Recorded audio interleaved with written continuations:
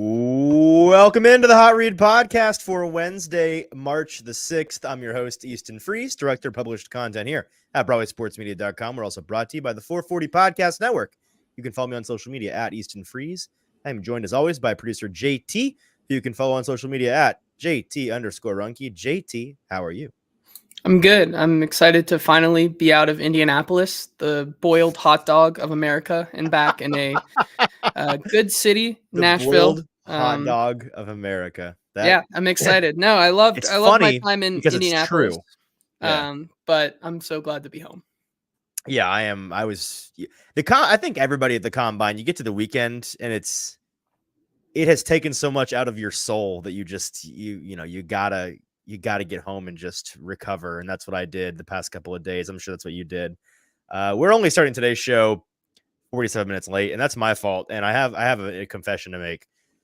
We've done 270. Well, I've done 275 of these shows, and you've done like 200 some odd of them over 3 years going on now.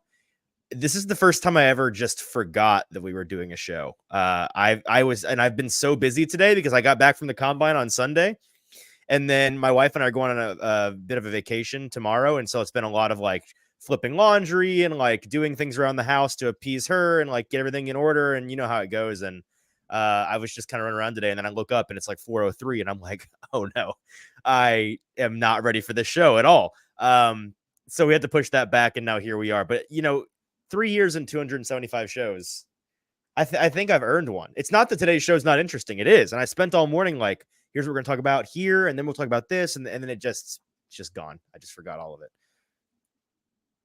Yeah, I mean, that's fair. I mean, I've been sitting here for the last 48 minutes, so, I can't really comment I'm very sorry. No, I apologize to you, and I apologize to our listeners. For those of you that are with us live today, we do have a lot to talk about, and we appreciate you being here. We're going to talk about some post-combine thoughts. We're going to go through some things that having a couple of days of perspective, like distance from the combine, some overarching themes from that week that we think definitely changed the landscape of the draft as a whole. Some things that are being talked about as landscape changing ideas that I think are a bunch of baloney that we'll go through. Some things that I don't think are going to stick and are just a lot of hype. We've got a lot of news going on around the league today, a lot of tags and a lot of guys getting cut, and free agency is right around the corner. So a lot of those things we're going to talk about today, as well as I have some more thoughts on, and JT, I want to get your thoughts, and I want to get our listeners' thoughts on the order in which the Titans should address tackle and wide receiver in this draft, and some things that we've not. I know it may feel like we've beaten this to a pulp, and it's going to get even worse as we go through the next couple of months. But this is a unique idea that occurred to me in the past couple of days. I think it's worth talking through. So we'll get to all of that today and more. If you can do us a couple of favors first here at the top, make sure you're watching with us live on YouTube. Go to Broadway Sports Media's YouTube page, find this live stream, and in the comment section is where you can join today's conversation. We would love to hear your thoughts, comments, questions, such as Gershon F. in the chat saying he loves the Hot Read waiting intro music. Thank you very much. A friend of ours made that, a friend of ours from college, JT and I, and we appreciate him for that. I feel like I could hum the entire thing by heart because I've only heard it a million times at this point, but I'm glad that you enjoy it. And if you wouldn't mind subscribing while you're over there on YouTube, hitting that subscription button is the easiest way that you can help support the show and help us. We appreciate you doing that. It costs you nothing, and it's very helpful to us. So thank you in advance. One more thing, JT, while you're on YouTube, after you listen to this live stream, of course, we have 2 full-length interviews with 2 really cool guys that we have published. Both are up officially now, if I'm not mistaken, right? We've got both up. And so Trevor Sikkema, lead draft analyst. That's the title, right? Lead draft analyst over at PFF. He is the man when it comes to the draft over at PFF. And we have about 12 minutes of a conversation with him in full. We've shown some bits and pieces of it on the show if you've listened to the past couple of podcasts, but the full thing is available and it's absolutely worth listening to every minute of. And then Danny Kelly from The Ringer. We have like 22 minutes with him, and that's a great conversation, completely different topic entirely we talk about with him. And so that's worth listening to. Go check out both of those videos when you're done here with us today. I think you really will enjoy them. Today's show, much more. We cut out again. What? I think we're cutting fine. out. I think we're checked. good. I just checked. Okay. We're good, I think. Cool. Sorry about that. If we were cutting out. A much more informal show today than we've had the past couple of days. I just kind of want to talk this out with you, JT, and with our listeners. I came away from the combine from a Titans perspective with a pretty clear picture, I think, of what their first overall pick is going to look like. Not first overall, first round, 7th overall pick. I think we are narrowed down to 7 possible outcomes.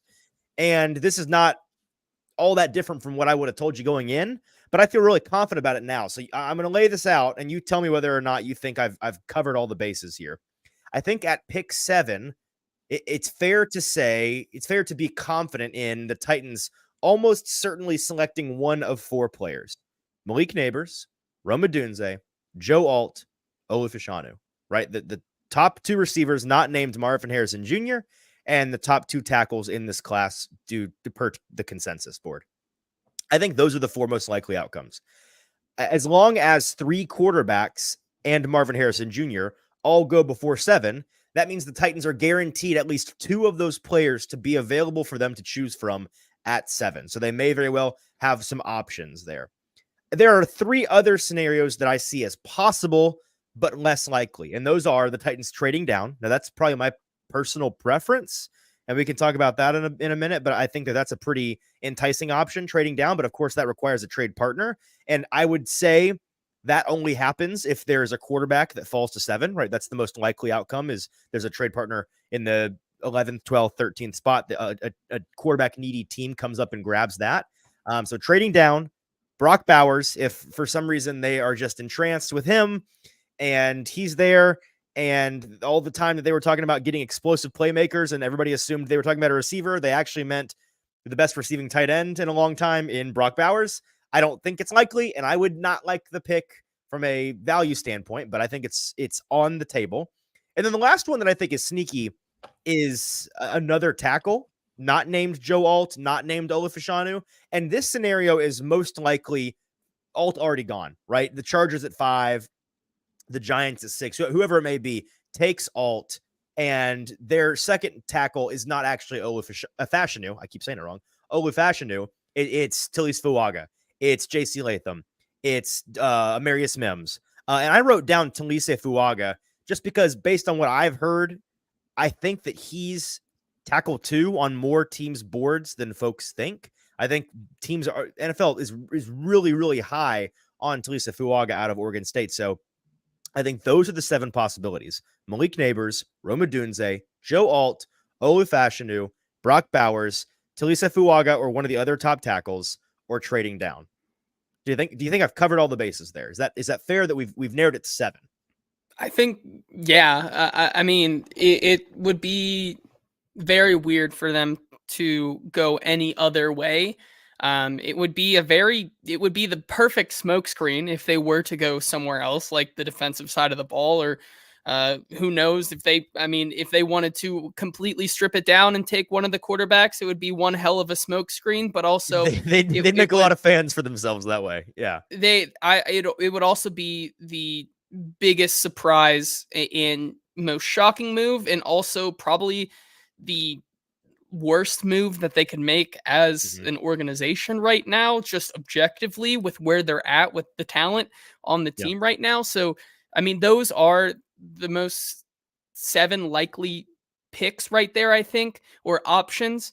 I think I'm already down to 5 over you. I would probably count out Brock Bowers, and I think also, just my personal preference, Talise Fuaga. I would not take him at 7. I think that's a pretty hefty price for a guy who, despite the other 2, is still more raw than those 2 other players. Now, if they like him and they prove me wrong with Bill Callahan and Scott Fuchs in the building, sure, prove me wrong. But I think the value on that pick could be used better elsewhere. I agree. And so, yeah, I think we'll probably spend the next 7.5 weeks that we have until the draft, which, it's kind of wild to think only 7-ish weeks until the draft. We got a lot of ground to cover between now and then.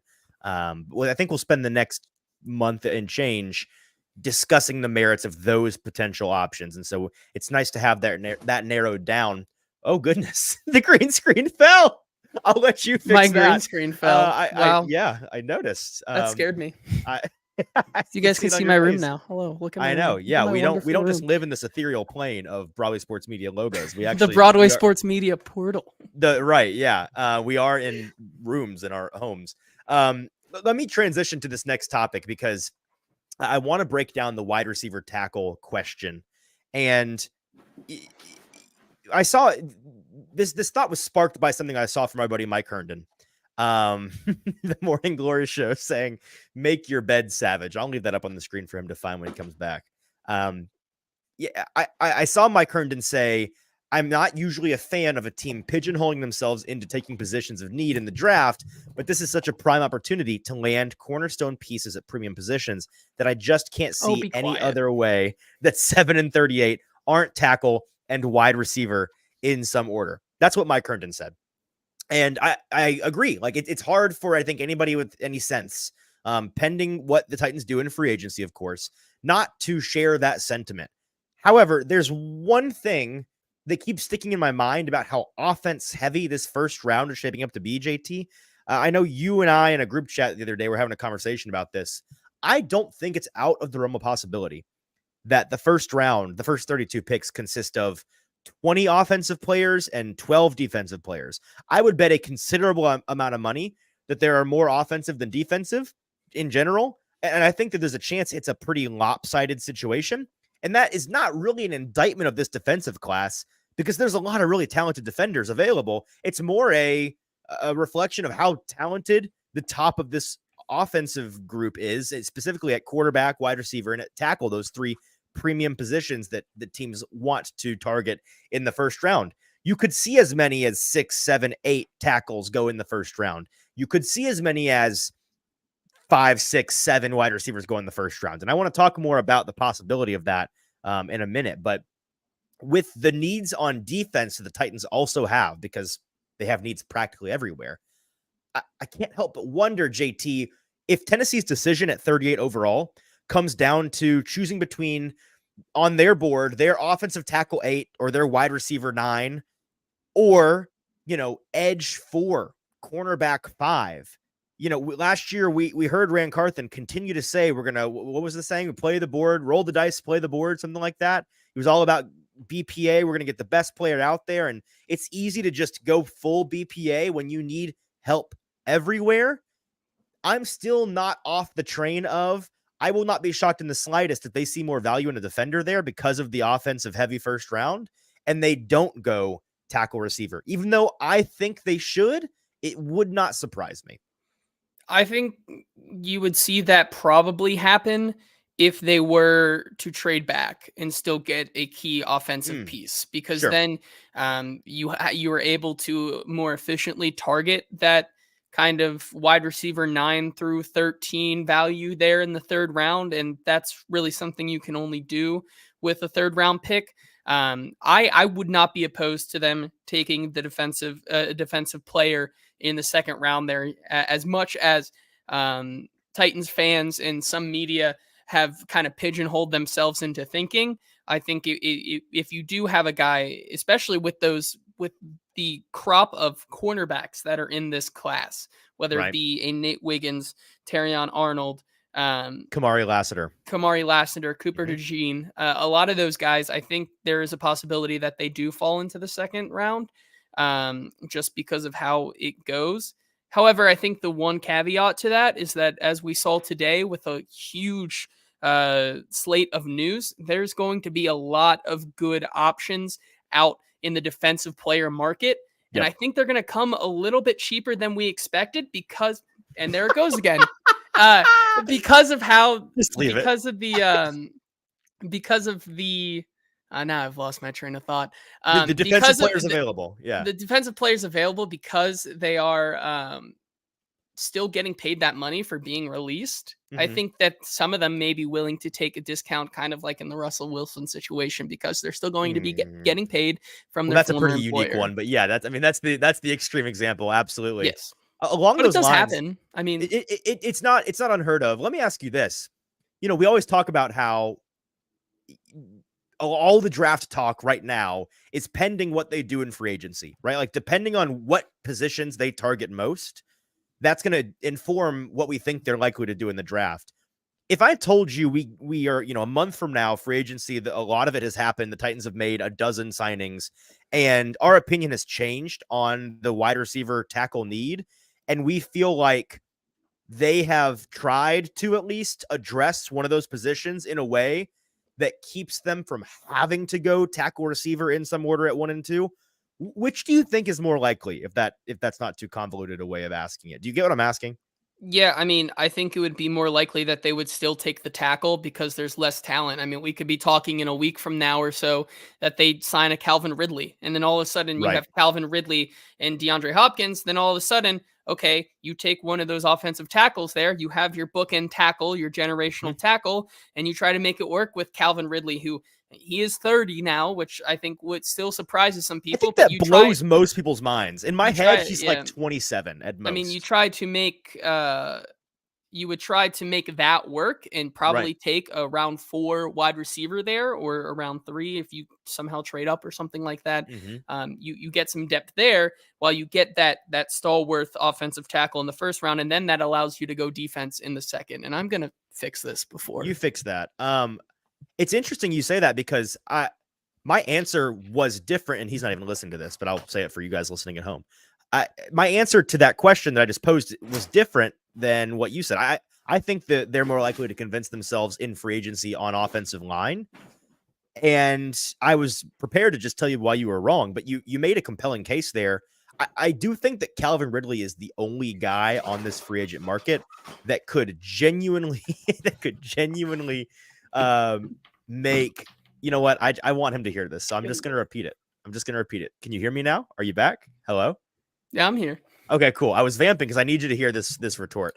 I I was prepared to tell you why you were wrong because my answer to that question was different than the answer you gave, but then you kind of convinced me on that. From a Calvin Ridley standpoint, I do feel like he's the only guy in the market at this point who would really convince me in that way, if that makes sense. Like I think he's the only guy you could go get and really have folks comfortable with. Okay, if they don't go receiver in the first second round, they can get by. Like it's not the end of the world. If your biggest wide receiver signing is a Hollywood Brown, is a Curtis Samuel, is whoever else is available. I don't think you can. Darnell Mooney is not going to be that guy for you that It's not fans gonna are move like, the needle. no, no. Here's what I'm afraid they're going to do a little bit. And we've talked a lot about how, they've got Bill Callahan in the building now that can really make up for less talented offensive linemen at their disposal. What if they go and sign a Charles Onwenu out of New England? They go and get the kid out of Vegas, or they go and they sign Tyron Smith from Dallas. Like, what if they go get a veteran piece or two and they have like 2, 3 guys on the roster? They start talking about how, well, we feel like, there may be a guy in NPF on the roster already, who we think that our guy can shape into a competent tackle. And then all of a sudden it makes wide receiver at 1 way easier decision for them. And then at 2, they may just go BPA. They may not address the tackle position. I see that as a possibility, not because it's what would be best I think it would be foolish for them to convince themselves of that, but they're leaning so hard into the Bill Callahan, man. He's a wizard. He can fix these guys. He doesn't need the best talent. He can come in and make a pretty crappy group into a serviceable group. And I worry they're going to lean too heavily into that. I mean, I see what you're saying there because I know we still have a week, and you talk about how MPF could be that guy. Well, when we talked to Rand Carthen at the combine, it sure sounds a heck of a lot like they still think that they can make something out of Andre Dillard. And I think that's something that's Thank going you. to be very Yes. interesting to Yes. watch as we get to closer to free agency. That's still a contract that I was kind of scratching my head that they still wouldn't try to get out of, even if they think they can turn him into something. Mm-hmm. Just trying to cut him or try to find an option that might be better with the same traits. Sure What's sounds his like market Rand going to be? Carthen. Why not cut him and then re-sign him to a whole lot less money, right? I mean, you're really It worried you're would going be to an lose option, him? right? You're really worried? It's an interesting idea, but I mean, from what Rand Carthen said, that exact scenario where it says if we have someone on the, I think the thing that we go back to is that Rand Carthen says about Andre Dillard, there's just some things that you can't teach. And if that is something that Bill Callahan can try to figure out, I mean, that would make sense. I would highly suggest against it, but it would be a huge roll of the dice. Yeah, it would. One more thing, and you mentioned this a minute ago about how it's hard to feel comfortable assuming it's going to be tackle receiver in some order. And I mean, I think we've said it on the show a couple of times now, but flashback to March 5th, 2023. And we're talking about the Titans' first 3 picks.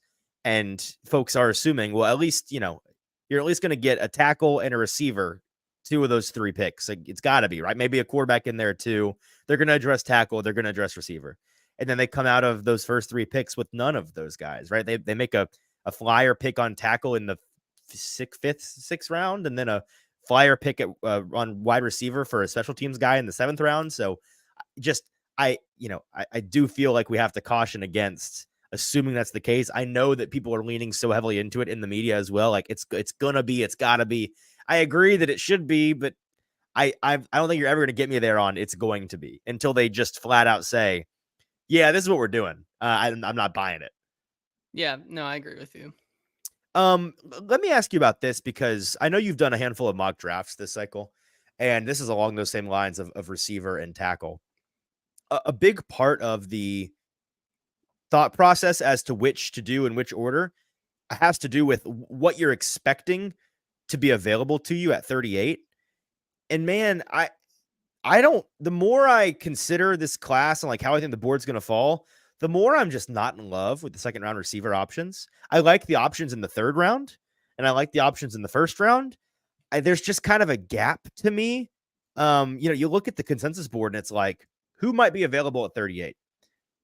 Xavier Worthy is at 36 overall. I don't think any of us expect him to for sure be there. It's a possibility, but he had a really big week for himself. Troy Franklin out of Oregon, who everybody seems to be really down on.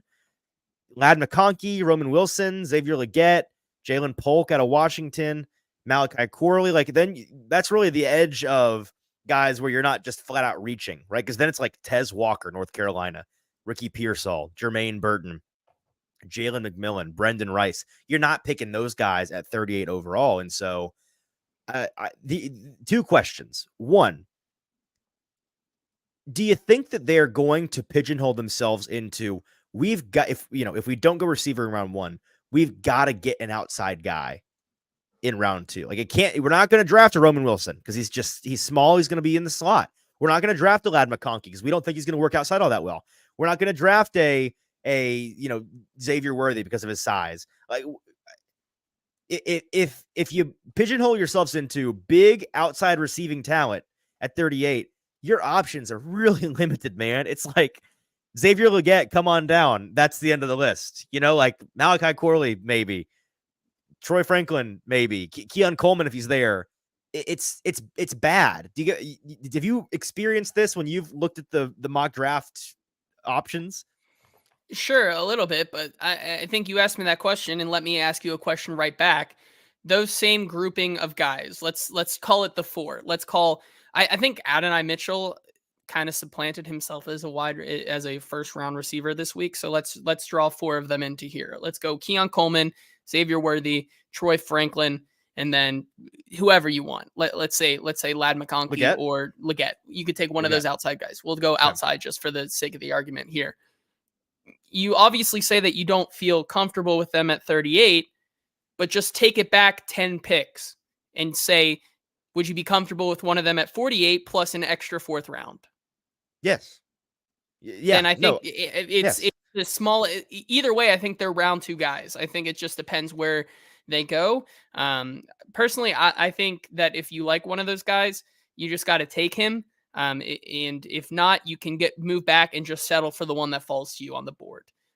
So if all 4 of those guys are there and Roman Wilson, and Roman Wilson is their clear of that group, he's clearly their best receiver agnostically, just in terms of talent, but he does have that size limitation. He has that role limitation. Do you think that they pull the trigger and they're just like, we'll figure it out. We want the best guy available. We are much more confident in this guy, even though he's not necessarily an outside receiver? Or do you think that they they say we've just got to get a guy on the perimeter, so we'll skip him over. We don't think he's a good fit for our team. We're going to go with an outside guy and maybe reach a little bit. I mean, I don't think that's really how Rand Carthon would operate, in my opinion. I mean, he keeps continuing to say best player available, and if that's Right. the best player available on their board, no matter, despite reaching, you go get your guy, because Mm-hmm. it's at the end of the day, it's what the Titans consensus board is versus the national consensus board. It's never going to line up. So you could have, I mean, Kamari Lassiter, for all we know, could be 25 extra players down on their board versus a consensus board, right? So I Mm-hmm. think that we're never going to really know, and we just have to kind of put what we think versus what they think. And if they think that they have a guy in Roman Wilson who is going to be that wide receiver that they can develop into a stud at the next level, I think they go out and get him. So now let me ask you this, a question adjacent to this conversation. We came out of last week, the testing for wide receivers was on Saturday afternoon. And it feels like we now have 6 guys that, according to the public, according to a lot of those in the media, they're lock first-round receivers. Marvin Harrison Jr., Malik Neighbors, Rome Odunze, Brian Thomas Jr., Adonai Mitchell, Xavier Worthy. And you got a handful of guys that are talked about as they may sneak into the first round. Keon Coleman, the teams may just still be high on him, even though the public seems to be souring. Ladd McConkey, a lot of teams seem to be high on him. But there's at least 6 guys that it feels like the zeitgeist is saying lock first round. Do you buy it? I think at least one of those 6 guys has fallen out. I think that we do this every single year. I think back to last year when folks talking about first receiver might be off the board at 10, 11, 12. Maybe the Titans consider going, with the receiver at 11, and then we get the first receiver at 21 or something like that. We have 3 first round receivers, and then the Cedric Tillmans and the Jalen Hyatts of the world were like second round guys, right? And then it's third round, fourth round. But A.T. Perry in the 6th round. It just, they kept falling down and down and down the list.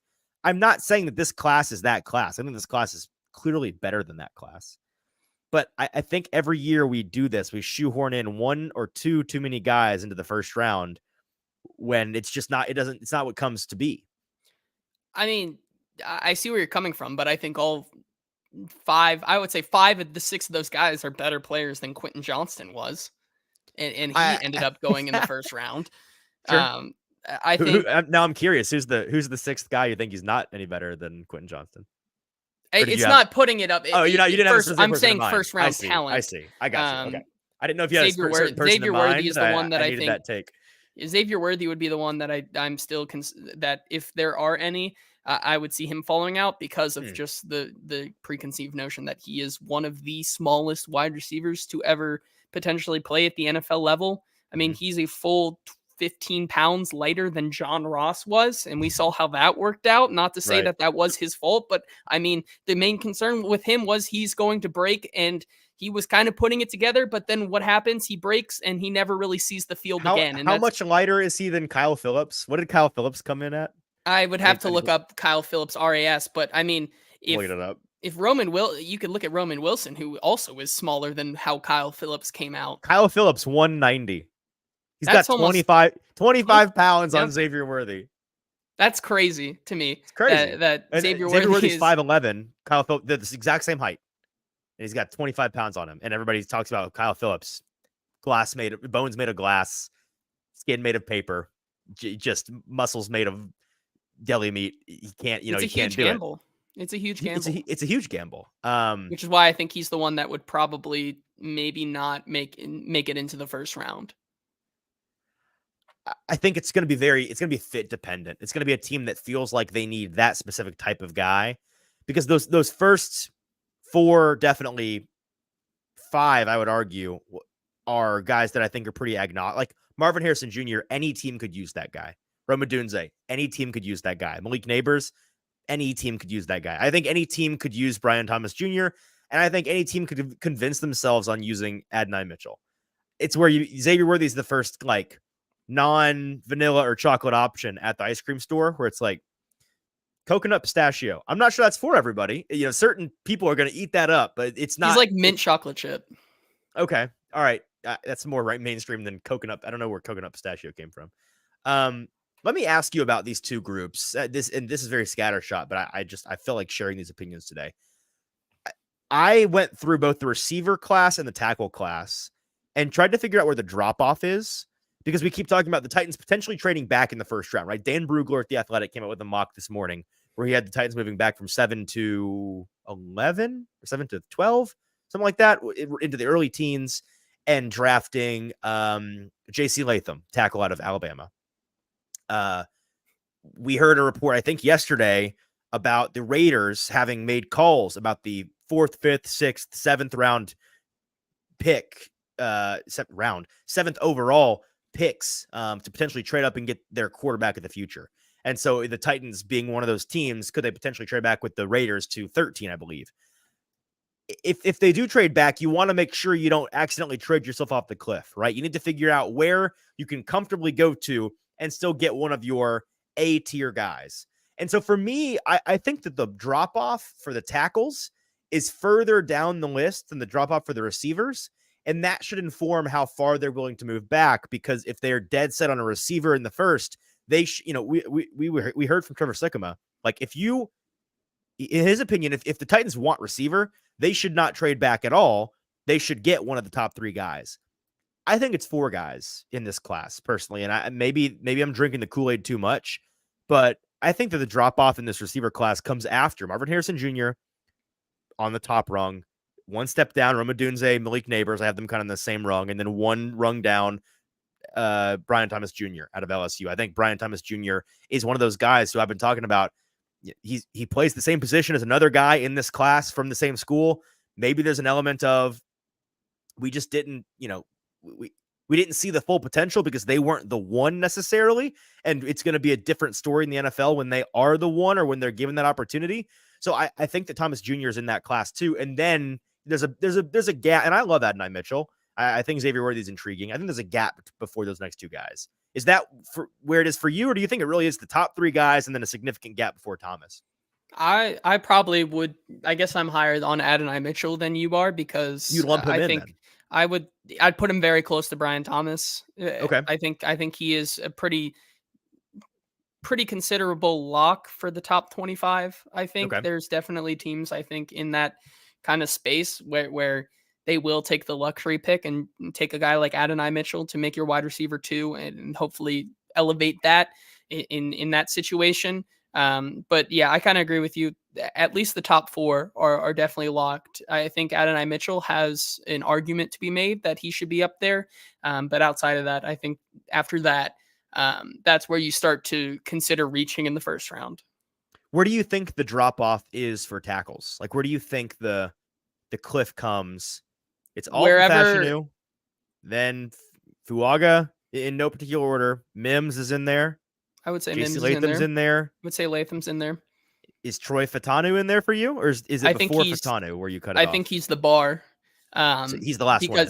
Because he's either the last one in, he's either the last one in or the first one out. I Okay. think that's the line there. Okay. Yeah, I think that for me, I have him in. I think that teams are going to value him too much, and he'll have a shot to play tackle, even though there are some length concerns just a little bit. But there are with Fuaga too. He has longer arms than Fuaga, and Fuaga is the guy that sounds like is going to get a shot at tackle wherever he goes. So I think that's the drop off, and so just that's something to keep in mind. You don't want the Titans trading back. Sounds nice, and I agree. But if they trade back to 24 or something, and then the best tackle available is, I don't know, Tyler Guyton, and the best receiver available is Adonai Mitchell, then I'm a little bit bummed by that, not getting one of those top shelf guys, I guess. It would depend honestly on the kind of trade compensation you get back, right? I think. Can we talk about that? Like what Sure. what we think fair trade compensation would be, because that was an interesting conversation this morning when Brugler's mock came out, and I'm going to pull it up here so I can get this right. He had the Titans trading back from, let me find it real quick. Okay, here it is. So Dan Brugler had the Titans moving back from 7 to the 11th pick with So the that would Vikings. be with the Vikings, yep. Yeah, so they moved back from 7 to 11, and in return, they get a 4th round pick, number 109 overall, and then a second rounder next year. That's the overall trade package. And I read that and I thought, I like the idea of trading back. I like who he did it for, because I really like, he went and drafted JC Latham at Alabama out at 11. And I like that pick considering who was available. And that's all good and great. And I hate the compensation. I don't think that's nearly enough for me. Here's where I'm at, JT. If they trade back more than, if they trade back into the double digit picks starting at 10, essentially, the trade compensation needs to involve at least one of two things: a top 100 pick this year, like an additional one, a third round pick, a second round pick, whatever it may be, or a first rounder next year. I don't think you can make a trade back without getting at least one of those things for me. Yeah, I mean, I think in any kind of mock draft, you're always going to undervalue it, because if you overvalue it, I think just personally, that's where you get kind of the hammer of fans coming down on you. That's like, this is not Right. this You're is in not La La real. Land. Get a grip. But that's the thing, right? We see time and time again, front offices overpay to go get their guy that they think can alter the franchise. I think a popular one is when the Bills traded with the Buccaneers to go get Josh Allen. It wasn't all of that. It was not that many picks in between where the Buccaneers were and the Bills were, and yet I have it right here. I have it right here. It was the Bucks, the Bills trading from 12 up to 7, and they had to pay 2 second round picks that year, 53 and 56, and they got back a 255 overall. So I'd imagine a 7th round pick. So that's some context. That's essentially the same trade, and they got two top 100 picks, 2 top 60 picks that year in return, selling off a 7th. Another example, if you want a future first, I found the Eagles when they traded to 6th overall. The Dolphins traded up with the Eagles to 6th overall to draft Jalen Waddle in 2021. And the Eagles went from 6 back to 12, very similar to the Titans going from 7 back to 13, for example, with the Raiders. They got a 4th round pick, 5th round pick swap that year. So the Eagles got to bump one of their 5ths into a 4th, and they got a first rounder next year. So those are 2 examples of what you got to have, right? Like, you got to have at least one top 100 pick this year, or it's got to be a future first. So if this trade package that Brugler put together was, the Titans move from 7 to 11 for the 73rd pick this year and a future second, I would have been fine with that. But something like 109, it doesn't do it for me. Yeah, I would agree. So I think that's a fair. I think that's important to just give a baseline of where folks can expect trade back compensation, and what you should be okay with and what you should not be okay with. Let me ask you this now, JT, and we really are just all over the place today, but I said to be informal. We're just gonna have a conversation about this. The tackle situation for the Titans, I'm getting tired of folks talking about these tackles in this binary. And I think you pointed out a certain radio host, one of our favorites here in town, was talking about this at some point in the past couple of days. I'm tired of folks talking about guys who played primarily on one side or the other in college, like they're legally bound to play on that same side in the NFL. You hear so much from, I think, mouth breathing knuckle draggers a little bit. Like, I'm going to go there. You got to get Fashanu, you got to get Joe Alt, because those are the only left tackles in this class. Man, guys can switch. Like, we've seen it happen. It's hard. It's a risk. It's a gamble. But, like, do some basic research. JC Latham, for example, the strongest physically, I think, prospect in the entire draft class for my money, just based on what we've heard in the tape. He's somebody that has talked openly about how he thinks he could be a right or a left tackle. The only reason he didn't play left tackle in college is because he showed up when Evan Neal was at left tackle at Alabama. And then in his last year, when Evan Neal was not there, it's the last years after Evan Neal left. It's like, why would you switch him? He's already here. We're going to bring in our next left tackle to groom here at Alabama. Right. So he's a guy that played right tackle, but you're going to tell me that Bill Callahan's going to look at a JC Latham and think, I can't get this guy to be a good left tackle? I'm not buying that, man. Like, it's different candidate to candidate, but You don't have to get. And here's another thing, JT. I don't know if folks have deluded themselves to forgetting this.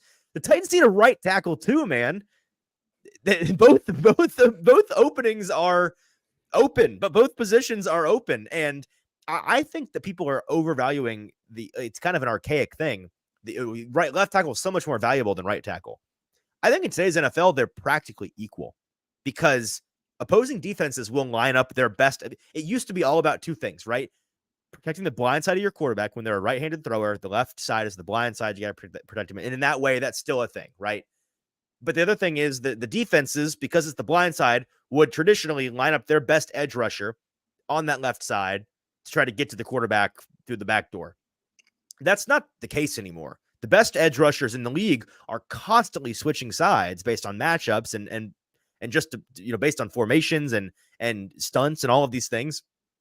So that's not a thing anymore. The only thing you're really accounting for is the blind side, but because quarterbacks are so mobile and pocket navigation, pocket movement by design, all of that thing is all of those things are happening now. You hear really, really smart people. Greg Cosell, I think, went on his show with Buck Rising the other day and was like, to me, in 2024 in the NFL, right tackle is like 95% as important as left tackle. And yeah, left tackles tend to get paid more generally in the NFL than right tackles. But that's because typically the better tackle is on the left side on most teams. But we're seeing in recent years a real shift from that. Penei Sewell, Rashawn Slater, these guys exist. They're the best tackle on their teams. They're playing on the right side. I don't think people realize that. Like the Titans could use either side, and it's not like, well, left tackle is a premium position you can draft in the first round, but you can't touch right tackle with the 10-foot pole. Yes, you can, and the Titans need that guy too. And I think that's a big reason why I still continue to believe that Joe Alt is a very real possibility for a lot of these teams. Not a lot of teams, the two teams in front of the Titans at 5 and 6. I mean, the Giants could use another tackle to bookend that side of the line because they still have some pretty poor offensive line play. And then looking at the Los Angeles Chargers and Jim Harbaugh coming in, just seeing his kind of perspective there, right? Having a guy like Joe Alt in which you can finally bookend your two sides of the line here with Rashawn Slater and Joe Alt, right? If you have those two guys on both sides of the offensive line right there, that finally gives Justin Herbert the opportunity to be Justin Herbert, right? And I think that's a very real possibility. Yeah, no, I 100% agree.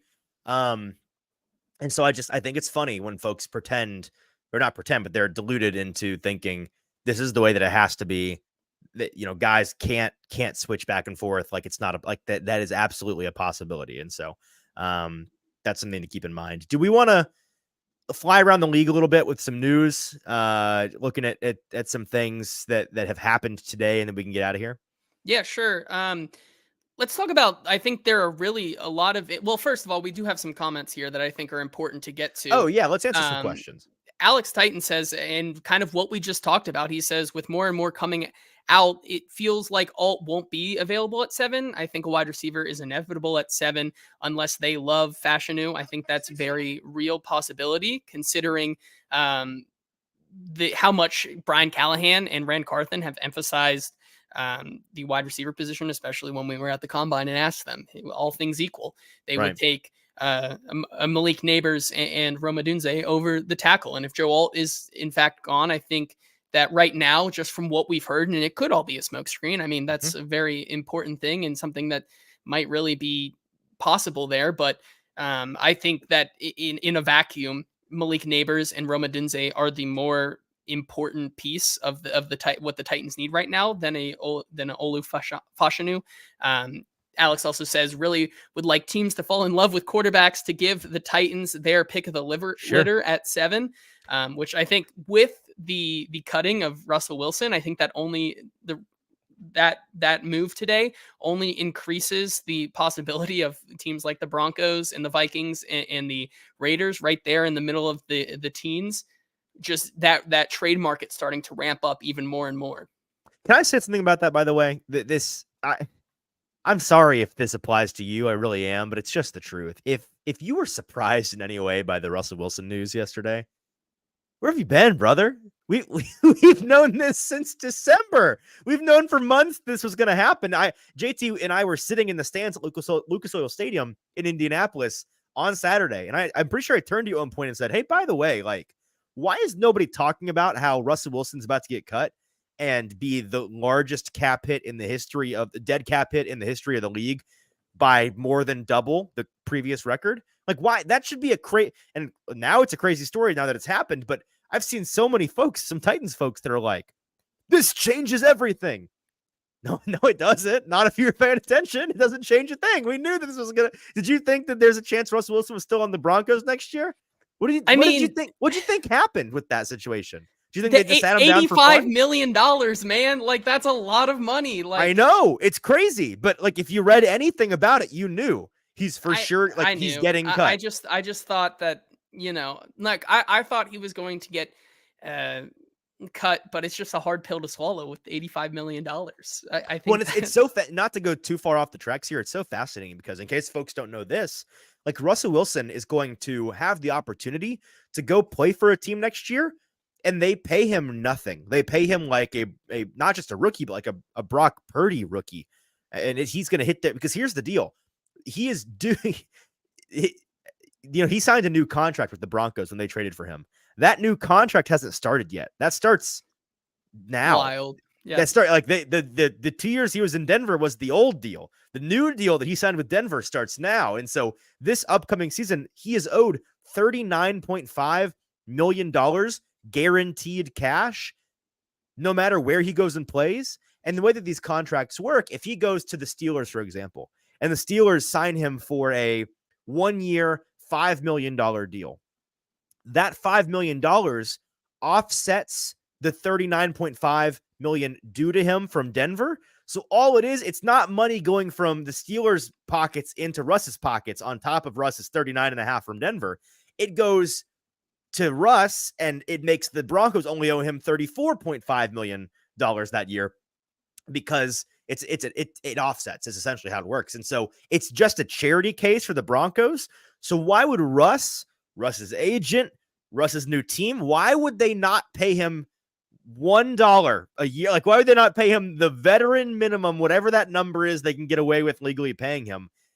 I think that they will. And I think that's what makes him, like, actually, unironically, an interesting-ish option for teams that are really desperate.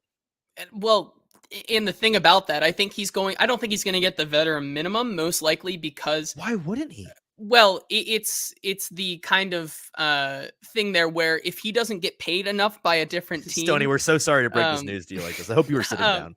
If he doesn't get paid, then some of that money that the Broncos would have to pay him, they don't have to pay him anymore. And as we saw in exactly.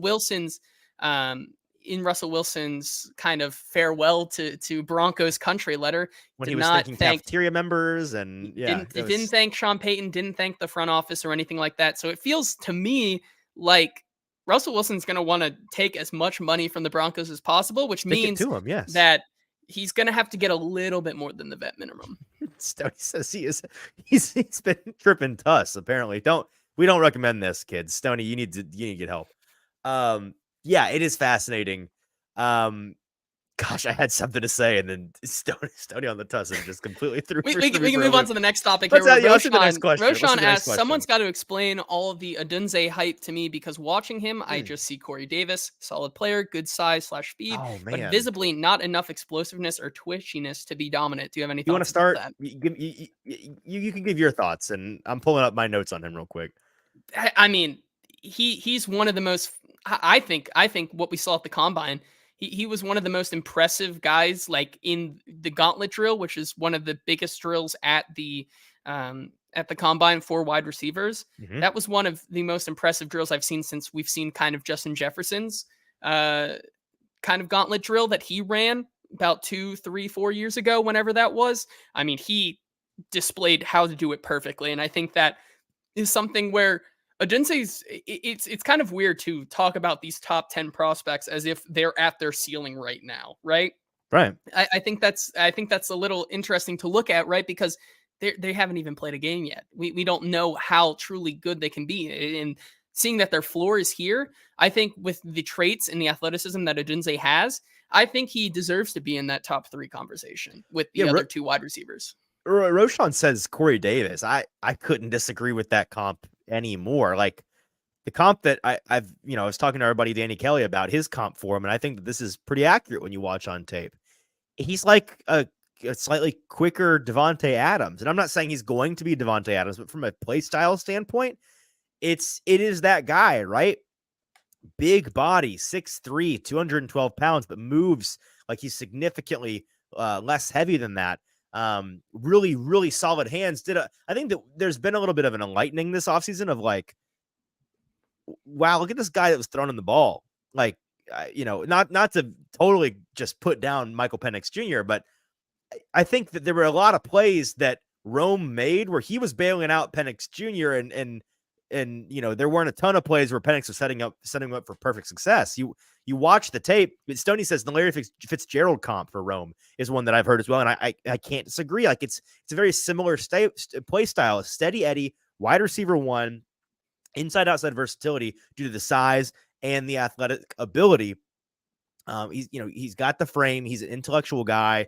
I think he's the guy I was most impressed by. You mentioned at the combine from just being at the podium, the way he handled himself at the actual testing, being the top guy testing and wanting to compete and like staying out on the field is a little hokey that he's like doing the same drill over and over to try to get his time. And these guys are timing him. It's like, let these guys go home, Rome. A little bit hokey. Yeah. But is it sending a message of like, this is who I am? It is. I think that matters. And he impressed me a lot with his maturity, with his mentality. The only red flag I got was that he thinks he can't land a plane, which I need him to do. If he comes to Tennessee, I'm going to gaslight him into thinking that he can, because I need that delusional confidence in him. But besides that, I love the guy. And Stoney says, yes, say it, Easton. So many underthrows from Penix. It was a lot of just jump ball, YOLO ball, Hail Mary type throws that Rome made it happen, ran under the ball, adjusted, played the corner properly. Like he's done a lot of things with those really big, strong hands, impressive ability at the catch point. I don't know what I'm trying to think of negatives for him. Like his route running, not the most refined in the world. He's not as explosive as a Neighbors. I don't think he's as explosive even as a Marvin Harrison Jr. necessarily, but his running, his 40 time, his explosiveness in the 10-yard split, above average, perfectly acceptable especially for a guy of his size. And so maybe not the most dynamic weapon in this class, but man, he's close. And with that frame, I'm willing to give up a little bit of explosiveness. Yeah, I would agree with you there. And then the final question before we talk about some of the news today, Alex also asked, what flavor ice cream is Ricky Pearsall? I've been marinating on this one. I think I'm gonna go, like rainbow sherbet. I think that's what Ricky Pearsall is. Is that a me. Diss? Explain. You can take it however you want. When I think of Ricky Pearsall, my brain immediately went to rainbow sherbet. I'm gonna say I just Googled flavors of ice cream to I'm gonna say birthday cake. Here's why. One, he's white, and that's a white cake. Or it's a white ice flavor. That's part of it. But that aside, I think that he's like the pretty vanilla-ish looking guy that is a little bit underrated. And if you hate birthday cake, this is a comp doesn't work for you, but I love birthday cake. I think that he's somebody that's going to be a mid day 2 pick, and he's going to make some team really happy. I think that folks are underrating him a little bit when we get to our top 10 positions or top 10 players each position series, which is going to start soon because like the draft is coming and we need to start. I think that I'm going to be higher on him than most. Stoney says it's because of the leg test. That's part of it. Yeah, absolutely. Those are the sprinkles and the strips of icing in your birthday cake ice cream. So I'll go birthday cake icing on him because I think he's a little bit underrated. He's kind of vanilla looking on the surface, but I think that where he goes, he's going to be sneaky impressive in his rookie year. All right. You want to move on to some of the biggest news items of the day? One last thing in the comments. I saw Alex also mentioned Marcus Whitman at PFF, or he's not actually at PFF. I don't think. Did I miss something? Is he running at PFF now? PFG, the franchise guy. TFG. Okay. Marcus Whitman. TFG is his YouTube page. And we love Marcus. We met Marcus at Mobile this year for the first time. And I've been a fan of his content for a long time. He knows what he's talking about. He had the Titans in his, I guess, a recent mock trading back to 13 and getting Amarius Mims, tackle out of Georgia. Is that a little bit reachy with the lack of tape? I think it's an interesting conversation. And of course, we're going to spend a lot of time on that with Stoney, by the way, in our top series or whatever on tackles coming up. I really should be more formal about this. Our top 10 positional series for each position in the 2024 NFL draft, tackle edition. That's going to be a show. We'll condense the name, but that's coming up soon. And we'll talk a lot about Amarius Mims then. But for now, just like your short answer, I don't think it's that crazy to think he could be at the 13th overall pick and it not be a reach. I mean, if his shuttle time was actually Stoney, if the Titans take Amarius Mims at 13, I will become the Joker. What, just like trying to burn the city? What does that mean? If his 3-cone time was actually legit and it wasn't an error, I would say yes. Why'd they have to do that to us? I don't know. Now I'm never trusting any break, like anything impressive that ever happens at the combine again. I'm not buying it until 24 hours later it's still confirmed, because you've burned me on that. Yeah. I don't think it's crazy. It wouldn't be my choice, depending on, like, I would take Fuaga over him. I would take JC Latham over him, clearly, both of those guys, and of course Olafashanu and Joe Alt. But he's that, like, if those were somehow all four gone, wherever the Titans traded back to, 13, 17, 18, if Amarius Mims was the best guy and those four were gone, I would have no issue with it. I think the only thing that really concerns me about him is I think folks are overblowing JT, the lack of tape, the lack of games played in college, 8 or whatever it was, and they're underselling his injury risk. Like, he played in 8 college games. He only finished 6 of them, and he hurt himself running the 40 at the combine. He's one of those guys that seems to have a, freaky God-given frame that you're like, this guy was born on Mount Olympus, and it's a blessing and a curse, because it's like you're too big not to just constantly be hurt, if that makes sense. Yeah, no, I agree with you there. It's also just kind of the knock on him, which continues to be how much of that truly is going to translate to the next level because of how little he has played. Now, he kind of retorted that, saying he couldn't have played anywhere better, which is the University of Georgia, and going against some of the toughest competition at the college level there. But still, it is a big concern. Okay, let's fly through some news and then we can get out of here. Yeah, let's talk about first the guys who got franchise tagged today. So these are all the guys who will unfortunately not be available to the Titans unless they were to trade for them. Sorry, guys. But let's start off with Kansas City, who officially franchise tagged L'Jarius Sneed. Carolina finally got it done, tagging Brian Burns. Cincinnati, of course, we know, tagged T. Higgins. The Baltimore Ravens, between Justin Madubuike and Patrick Queen, decide to tag Justin Madubuike. Tampa Bay Buccaneers tag Antoine Winfield Jr. Chicago also taking another secondary player off the board, tagging Jalen Johnson. Indianapolis, with no surprise here, tagging Michael Pittman Jr. And then the Jacksonville Jaguars tagging Josh Allen. Easton, any of those guys really surprise you here, or is that pretty much chalk? No, I'm just glad we're finally getting to not talk about, free agent T. Higgins, free agent Michael Pittman, free agent L'Jarius Sneed, free agent Jalen Johnson. Those were like the top 4 names talked about for the Titans in free agency. Like, go get that guy, Tennessee. And we're all sitting here saying, okay, they're not going to, like, maybe one of them is, like, maybe one of the cornerbacks is available, but that's probably not actually going to happen either. And here we are, they're all tagged. The best guys available suddenly are much further down the list, much less inspiring. So no, I'm not surprised by any of those guys. I'm mostly curious now to see, T. Higgins tagged on day 1, I think, of the period to be able to tag folks. That's typically indicative of it's trade base season. Like we made a little tag and trade action. Let's see who wants him. We're going to kick the tires on the market for T. Higgins, because we're not necessarily looking to get a long-term deal done with this guy. If you take Pittman, for example, the polar opposite. He gets tagged at the very last second before you can't tag a guy anymore. That's because the Colts are seemingly genuinely interested in and acting on, trying to get a long-term deal done with him.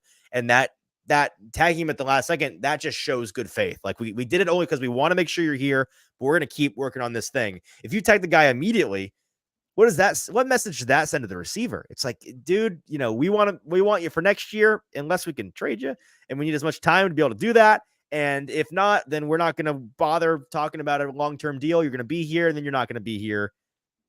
End of story. And so I'm curious to see with a guy like Pittman, do they get a long-term deal done? A guy like L'Jarius Sneed and Jalen Johnson, do they get a long-term deal done? Because the Titans, we don't expect them to be full force next year, right? They're probably going to have a very important offseason coming up in 2025. And so a T. Higgins, a L'Jarius Sneed could be really, really valuable guys coming off of their franchise tag on the free market for the first time, actually this time. And so that's just something that we're going to have to continue to monitor. Yeah, so that means that some of the guys who didn't get tagged or released today could be very interesting options for the Titans. Let's talk about 3 guys on the Jacksonville Jaguars who were all released by the team today, which in that move cleared up about $20.5 million in cap space for the Jacksonville Jaguars. What are they building in there? I'm not sure. What's he building in there? They already had a decent amount of cap space, and their situation was fine, but that usually is indicative of making a big move there. But the 3 players that they did, in fact, release is safety Rayshon Jenkins, cornerback Darius Williams, and defensive lineman Foley Fatukasi, which are all 3 very plug-and-play starters that the Titans could look at as well. It's not none out are of bums. the realm. They're all playable players. They're all in the realm of possibility, as we saw last year. Rand Carthen signing a former Jacksonville Jaguar and Arden Key. Could he continue to go to the well of unrestricted free agent Jacksonville Jaguar players? Possibly. And then a couple of other guys who can I address that real quick? I'm sorry to cut you off, but I'm curious. Does any one of those guys, like if I made you pick, does any one of those 3 guys in Jenkins, Williams, and Fatukasi stand out to you more than the others? Because for me, there is one. For me, it's Darius Williams, because I think that at the position of need in the free agent market, cornerback, it's very scarce, since a lot of the guys like L'Jarius Sneed and others, Jalen Johnson, have now come off the board. Having a guy like him, who I think would fit the mold of what the Titans want to do, I think would be an interesting one for them to go after. Yeah, I completely agree. I think that Darius Williams is interesting. He's on the wrong side of 30. I think he's going to turn 31 this upcoming season, but he had the 2nd most passes defended in the NFL last year among cornerbacks, according to Next Gen Stats, behind only Charvarius Ward. And so it's a sought-after position. It's not the deepest position in free agency. He had he had like maybe the best year of his career last year, and he's at 30 years old now. With cornerbacks, I get it. Like, it's scary once that 3 gets in there on their age, but you're a team in the Titans that you can go get them, overpay for 1 year. If it doesn't work, it doesn't work. It's not going to make or break your season, I'd imagine. And so I think that he's something that is an interesting player they could potentially target. And then let's talk about a couple other notable releases and cuts that happened today or yesterday or in the past couple of days.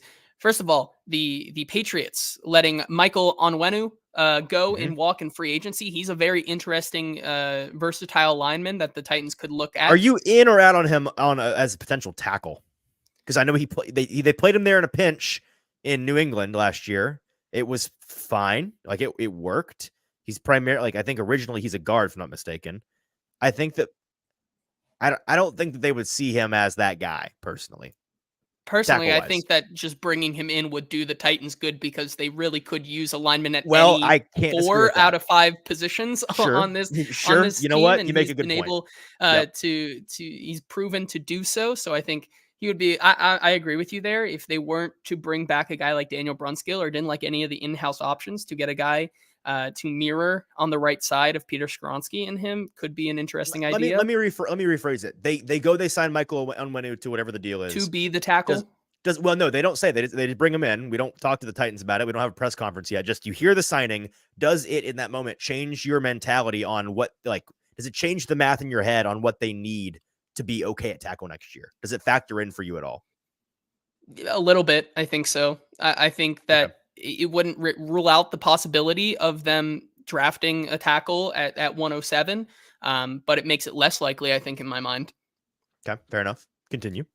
Let's talk about the next guys here, starting with defensive tackle Christian Wilkins, who is an interesting name to look at. If the Titans wanted to go big game hunting, they could bring him in, who would make absolutely instant impact next to Jeffrey Simmons, and it would probably become the scariest interior line in the entire league. A He couple might be the most other, surprising cut, by the way, yeah, just because I I, would I know a agree. lot of folks were kind of expecting Christian Wilkins to like, of course he's going to stick around. They'll figure it out. They don't tag him, which a lot of folks thought they may. The Dolphins were kind. You look at their books, money wise, they were kind of all in last year. Like they're not going to be able to get a whole lot better in free agency at the very least, because letting go of a guy like Christian Wilkins, that has nothing to do with his level of play. That's a tight pocketbook move, right? Because Wilkins can play, and you're right. Whoever ends up with him is going to significantly upgrade the interior of the defensive line. Yeah, I would agree with you there. Two other interesting left tackle specific guys who will be on the market. Old man Tyron Smith from the Dallas Cowboys will be an interesting option, Bill Callahan ties. and then also Charles Leno, who is from the Washington Commanders, who still needs to undergo hip surgery. I'm not sure if that would be a great Wait, option really? for I them. did not know that. This Um, offseason they need. So you got 33-year-old Tyron Smith mhm. and Charles Leno, who's on the donor list for a new hip or something. Yes, correct. Okay, gotcha. So Sounds great. not the greatest Go options sign out those there. tackles, guys. Go sign Um, those tackles. we can move on to the secondary position here, where cornerback J.C. Jackson is available, as the Patriots cut him as well. And then two guys from the same team in Seattle, both safeties, Quandre Diggs and Jamal Adams, are moving off. I think Quandre Diggs is a really interesting option. I think that Not was Jamal Adams. not Jamal Adams. I hate I that think guy, that was a but move anyways. that they were going to make, but Quandre Mhm. Diggs is kind of a surprise there. I wouldn't be mad if he was in two-tone blue. And then a very A good player. interesting one, I think, is Marcus May, who has some ties as well to the Titans here. He was released by the Saints earlier today. He could be a very interesting option for them to pursue in the safety department. Sorry, I'm yawning. I'm still tired from the combine. Yes, I agree. Marcus May is a guy that I guess I wasn't paying great enough attention. I was surprised they released him. Apparently, it's not that shocking. So he and Quandre Diggs are the two guys that I have my eye on as. Yeah, I would not mind if they went and addressed that at all. And I think that that's certainly a position they need to address. And so those guys are near the top of the list of potential guys. Finally, three more guys here at the tight end position, even though the Titans don't exactly need a tight end. But Mhm. two of the three are very interesting options. First of all, tight end Logan Thomas is finally hitting the market.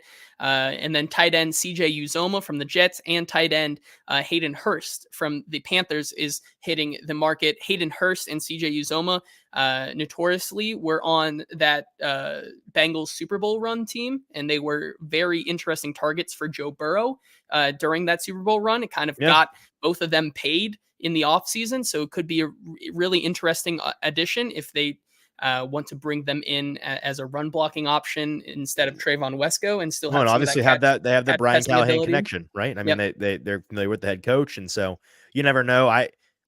Tight end is not a position it seems like they need a guy, but they certainly could use a body or two to compete in camp, and they've got the money to spend in that regard. Alex in the comments saying he likes Hayden Hurst is certainly a possibility as well. So I wouldn't be shocked at all. There really isn't a position on this team that I would be shocked they sign in free agency. I Even think quarterback. I think, would you be shocked if they signed one of like the top three running backs in like Saquon or Josh Jacobs or someone other than Yes, Derrick Henry? that like one of those guys or Kirk Cousins, then I'm surprised. Nobody else in free agency will surprise me. No one. Yeah. Yeah. Is that it?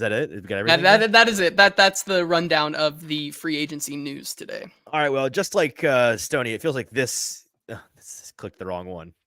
There we go. I ruined my own joke. It feels like this show is off the tussin just a little bit. So we'll be done for today. We appreciate all you guys that tuned in with us live today. Very informal conversation. We will have a much more organized show for you coming up. I will be out of town on Thursday, but I'll be doing the show remotely. We will have some conversations about free agency as that approaches. We'll have some thoughts on some guys then. And then next week, some of my least favorite listeners to this show, I have good news for you. In luck, you're getting what you've wanted for a long time. You're going to get a episode of the Hot Read podcast that I'm not on, I'm not involved in at all. It's going to be the producer JT Hot Read podcast show, the host JT on that day. And he is probably, I don't know, may or may not have somebody joining him, but they're going to talk about whatever the heck they want to talk about. It's going to be their show that day because I'm going to be traveling. So if you hate me or you just love JT or a combination of the two, mark your calendars. Tuesday next week, you'll tune in just like me, and I'll probably be in the comments spamming hate if you guys are making fun of me, which I expect you to do in my absence. Yep. I'm excited for it. It's going to be a good time. I'm sure you are. I can't wait to see what happens. Until then, until Thursday, when we are back here live on Broadway Sports Media's YouTube channel, on 440's YouTube channel, on Twitter. Follow us at Hot Read Pod on TikTok, Instagram, and Twitter. Follow us by subscribing on those YouTube channels. Big help by doing that. We'll be back on Thursday. For producer JT, I'm your host, Easton Freeze. This has been the Hot Read Podcast. We'll talk to you then.